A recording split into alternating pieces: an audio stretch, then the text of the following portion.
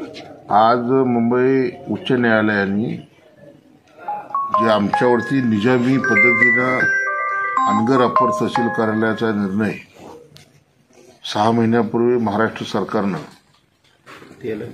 जो लादला होता त्या विरोधात महाराष्ट्राचे मुख्यमंत्री आदरणीय तत्कालीन मुख्यमंत्री एकनाथजी शिंदे साहेबांकडे शिवसेनेचे महाड पोलादपूरचे आमदार भरत शेठ गोगावले यांना घेऊन आम्ही सर्व भेटून माननीय मुख्यमंत्री एकनाथ शिंदे साहेबांनी सदर आमच्या मोहोळ बचाव संघर्ष समितीच्या निवेदनावर तात्पुरती स्थगिती व फेर संरक्षण करून अहवाल सादर करा असे निर्देश दिल्यानंतर अनगर हे रद्द व्हायला पाहिजे होतं।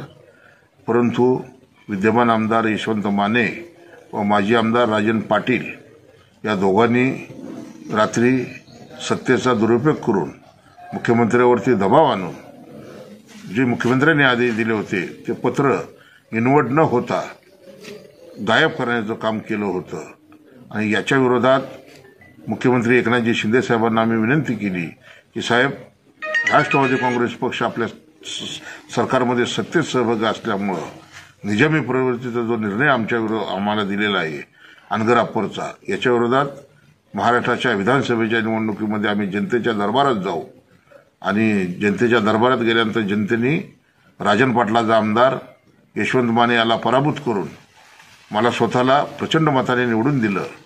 त्यावेळेला आम्ही या जनतेला सांगितलं होतं की 100 दिवसामध्ये आम्ही अनगर अप्पर रद्द करू।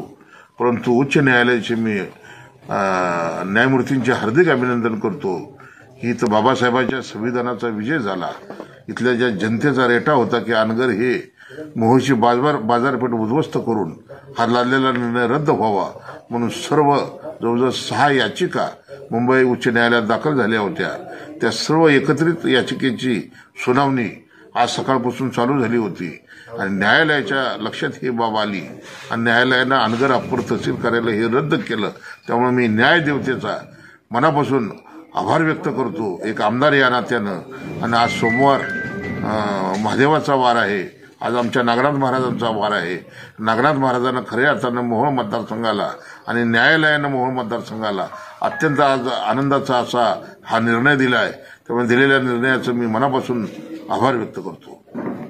ताज्या घडामोडी जाणून घेण्यासाठी आजच बहुजन आवाज न्यूज चॅनलला लाईक, शेअर आणि सबस्क्राईब करा।